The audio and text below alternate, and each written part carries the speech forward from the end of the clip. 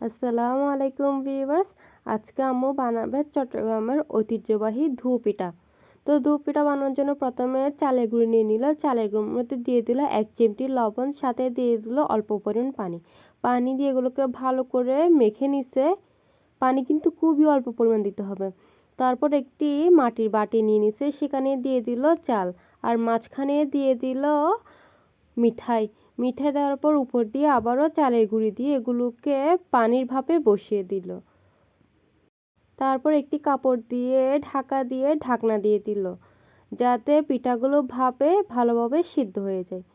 প্রায় 10 মিনিট পরে খুলে দেখলো পিঠাগুলো হয়েছে কিনা। পিঠাগুলো একদম পারফেক্টলি হয়ে গেছে। এখন হচ্ছে আম্মু পিঠাগুলো নামিয়ে নিবে।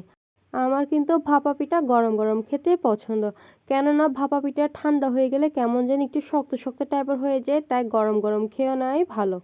আল্লাহ হাফেজ।